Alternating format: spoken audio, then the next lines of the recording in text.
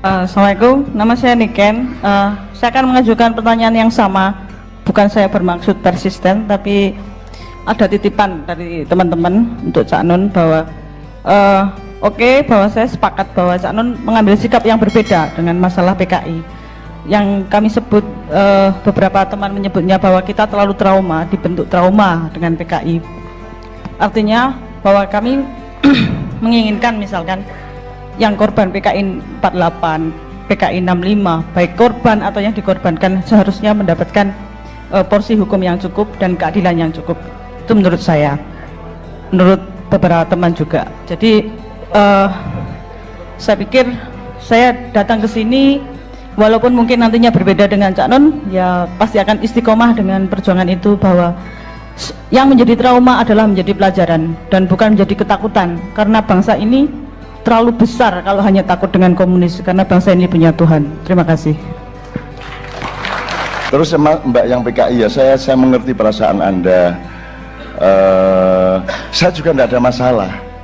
Aku gak ada masalah KTPKI, aku ya gak ero. Aku ya gak ero PKI, gak ero aku. Kon iku ngaku PKI gurung karuan PKI, kon ngaku muslim anggitmu muslim temen, tapi gak ero sing ero Gusti Allah. Wong PKI ku ndek desa Ndosbyo yo gak ngerti PKI ku apa meneh BDI pemuda rakyat gak ero arek-arek iku yo kan. Ya melok jadi korban. Cuman aku takon mbok disinaoni sejarah padha. Disinaoni sejarah. Misalnya 48 sing nggarai sapa? Sing mateni dhisik sapa? Yang bunuh dulu itu siapa? 65 yang bunuh duluan siapa? Sekarang kalau nggak percaya, dah Persebaya 46 ya. Bro 37 27 oke 27 ya. Persebaya 27. Saya itu suka sekali menguji orang dengan pura-pura keliru.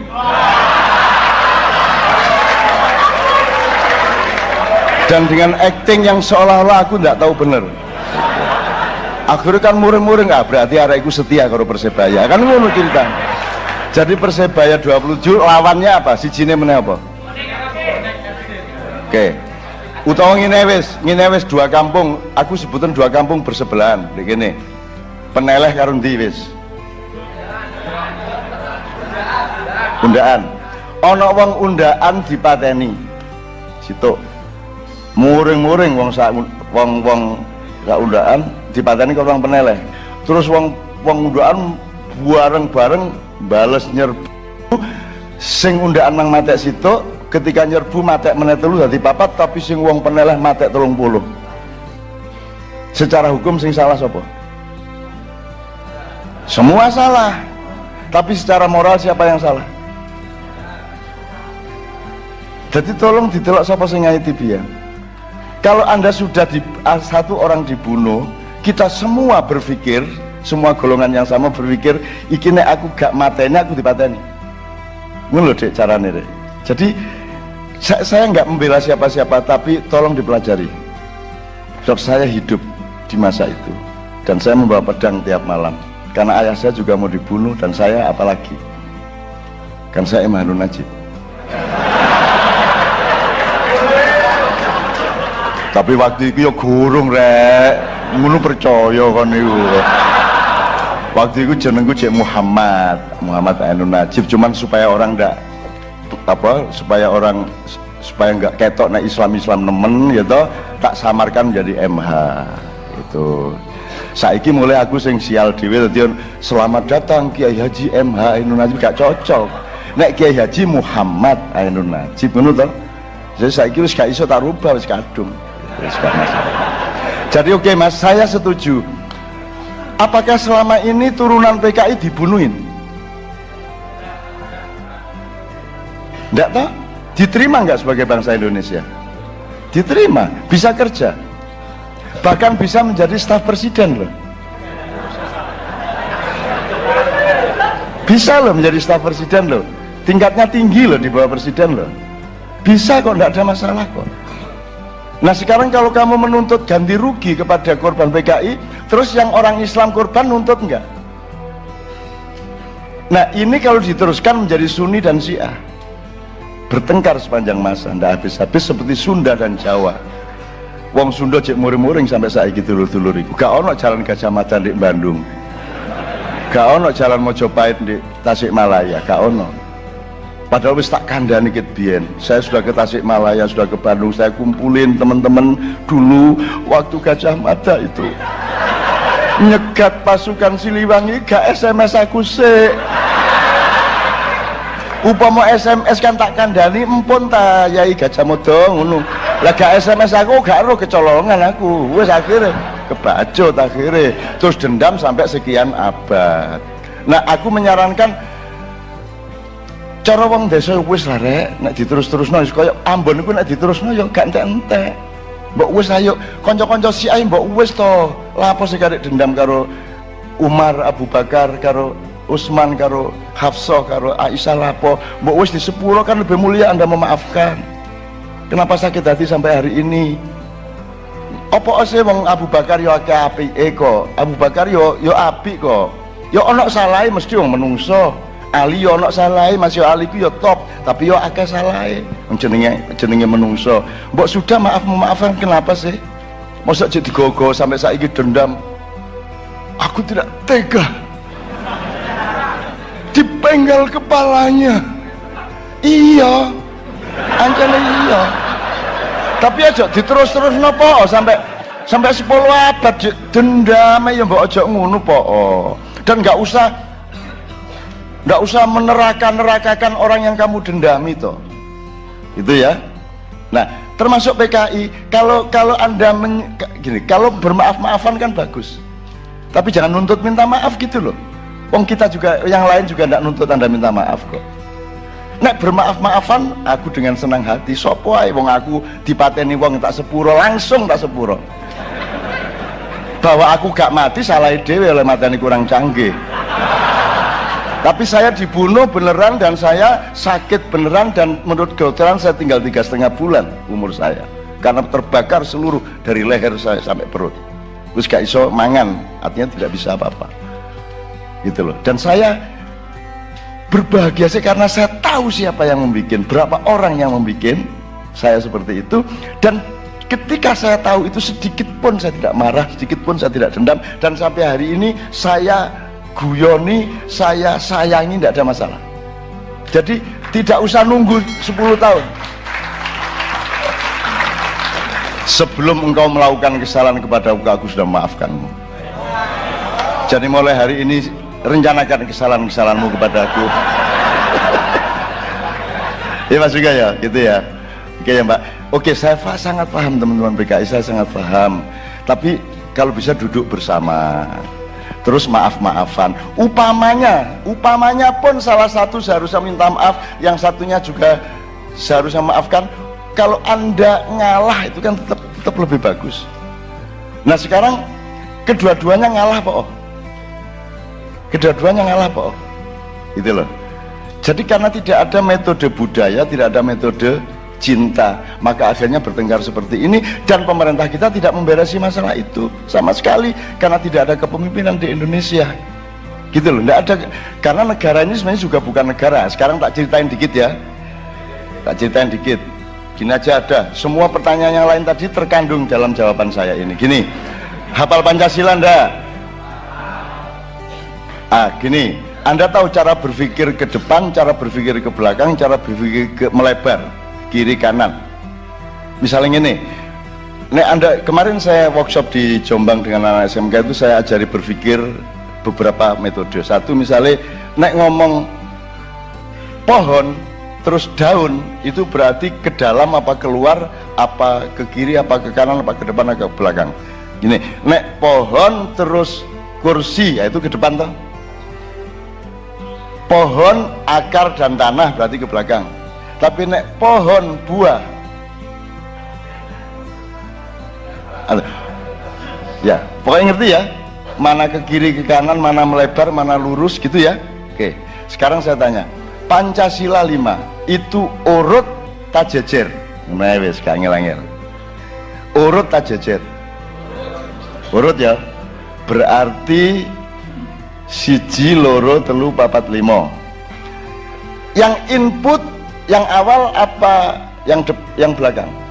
Yang awal input berarti akhirnya output. Oke, sekarang Pancasila outputnya apa? Keadilan sosial bagi seluruh Indonesia. Jadi ini goalnya, produknya, kun fayakunnya adalah keadilan sosial bagi seluruh rakyat Indonesia. Sekarang saya tanya, sudah goal belum?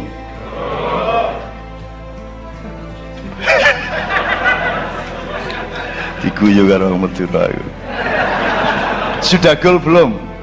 Pak Suko, kalau disebut tingkat tidak goalnya itu wajar atau nemen? Kalau yang mengatakan nemen saya kira fitnah, yang betul sangat nemen. Oke, kalau kita transfer ke angka, berarti tidak goalnya keadilan sosial sila kelima itu pada tingkat 0 atau minus? Oke, berarti nek standar 0 menurut goal. Iki gak goal, iki minus iki. Gitu ya, wong kudune goal gak goal. Gitu. Minus saya kira-kira 3, 4, 5, 4. Ya. Oke, 4. Kalau kita pakai jenjang 5 sila berarti 4. Oke. Kalau tidak gol berarti yang salah kalau tidak strikernya, operan dari gelandangnya tidak terjadi, atau pemain belakangnya tidak mampu menang sehingga tidak ada akselerasi bola ke depan, kan gitu.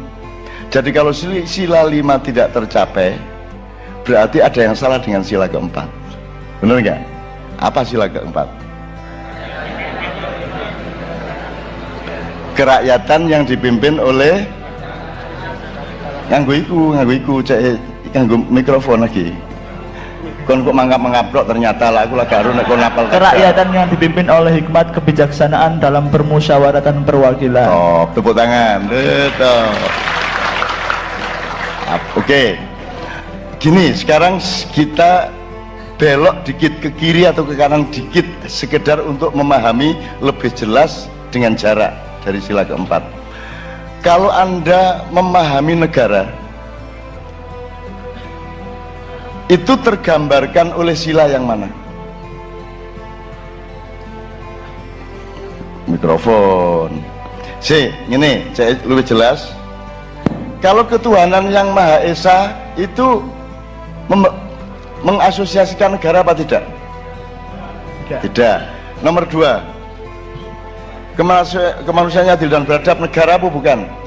Atau belum? Masih cair kan? Masih cair. Negara kan ada bangunannya yang padat.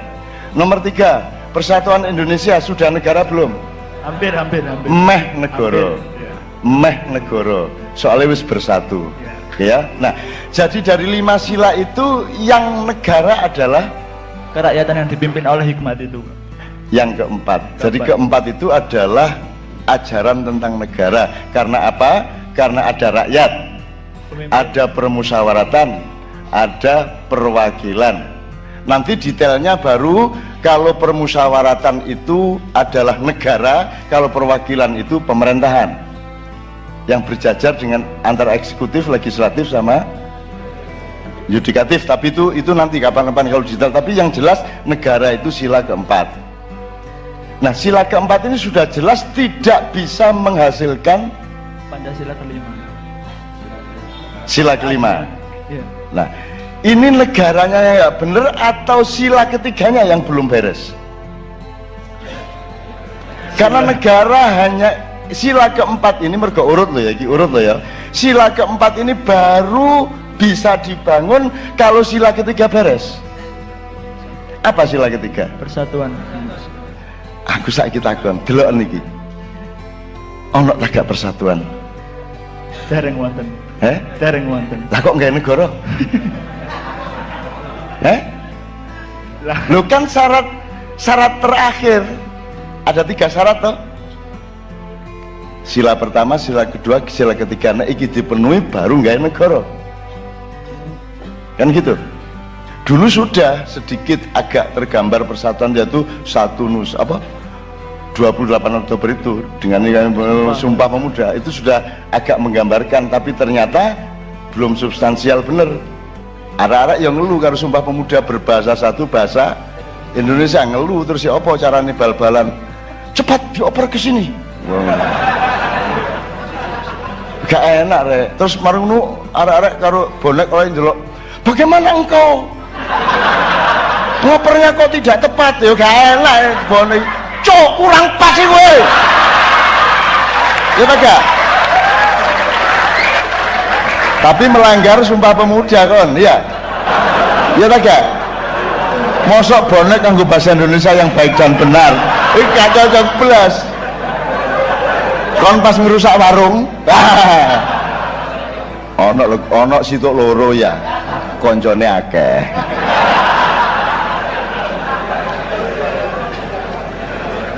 Jadi Sumpah Pemuda itu yang nggak mateng, nggak mateng.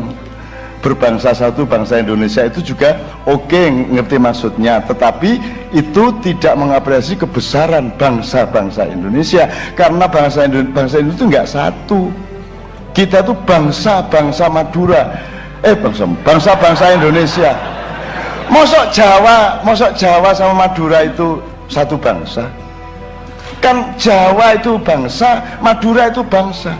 Wah jelas bedanya itu, jelas banget. Wong sekarang yang namanya Benelux ya, Benelux itu mana? Belanda, Luxembourg sama Belgia. Itu bahasanya sama, orangnya sama, itu disebut tiga bangsa. Mosok Jawa karo Madura iki sak bangsa. Gurung meneh Lombok, Bali, ya, Bugis, itu adalah bangsa-bangsa. Jadi yang tepat itu adalah United Nations.